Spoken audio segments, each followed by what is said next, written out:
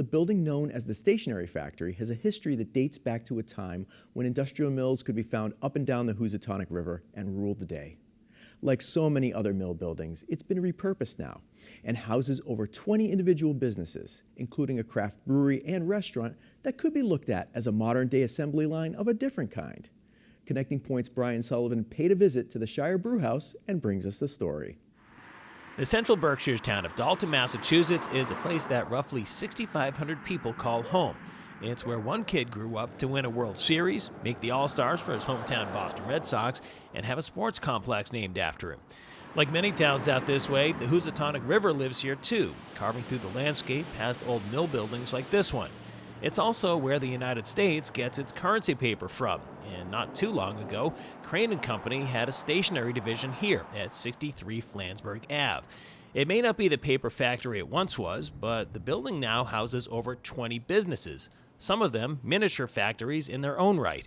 Here at the Shire Brewhouse, there's a brew underway before the sun has made its first appearance of the day, and that's par for the course in the life of a beer maker.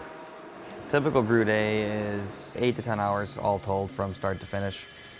So depending on how much cellar work we do afterwards, typically we'll mash in early in the morning around 6:30, and then we'll typically finish around 1 o'clock in the afternoon. Then we clean the brew house after that, and then there's other things that we might be doing during the day.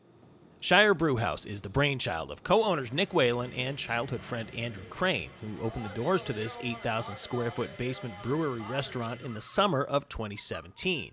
The place certainly looks to be in tip-top condition now.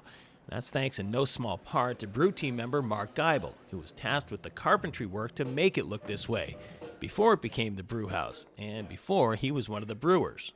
The first time I saw this space, it was full of heavy equipment, industrial machinery, forklifts, old pumps, and it was basically a general storage area. So my first task down here were to clean up the space to maybe attract a tenant, such as ourselves now. The team here may be small, but it's a solid, hard-working unit, and they seem to really enjoy what they do. It's fun. We like to come to work. We know we have each other's backs, and it's fun to learn every day as well. We take in everything we get from each other and other brewers, and you know, it's a culinary and science experiment on a daily basis, and we have fun with it. It even looks like a giant science experiment, and they use language to describe what they're doing that's not often heard in the outside world. But the one part that an outsider like me could understand is when they get rid of these spent grains. This happens when most of the sugars, proteins, and nutrients have been extracted from the malt during the mash. And the circle of life continues as the spent grains are then placed in these barrels and left upstairs for the local farmers to pick up and reuse. Now these guys might be done with this portion of the brewing process, but today is really considered day zero.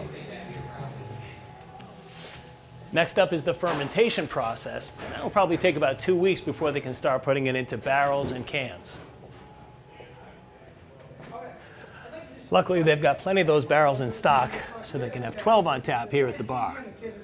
But those taps wouldn't start pouring until at least 4:30 in the afternoon when the restaurant opens. Prior to COVID, the brew crew also ran the restaurant end of things. The closures of 2020 gave them some time to rethink how to operate both ends of the business.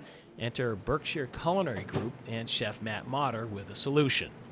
Restaurants and breweries are both 24-hour jobs. You can't really do both. There's just not enough hours in a day, not enough personnel to be focused on one thing or the other. Shire Brewhouse seemed like a good opportunity to come in and say, guys, let me be your chef so that you can concentrate on making amazing beer, and I'm going to use that beer to complement the food and cook with it. Unlike other reclamation projects like this one, this operation isn't being run by some out-of-state absentee landlord investor. Everyone involved is from within a 3-town radius. Chef Motter's parents used to work in this building in the 1980s and 90s. Coming from Pittsfield, Nick Whalen is the proverbial local boy makes good. But to speak with him, it's almost as if he hasn't taken the time to realize what he's accomplished so far. It's been go, go, go for 4 or 5 years now. And then, you know, you don't really have a lot of time to reflect on it. We worked really hard to get to this point. where we're still in business and making better beer than we've ever made. So I really just want people to have a nice beer and some nice food with good company. And that's really it. It's very simple. Good food, good drink, and good friends.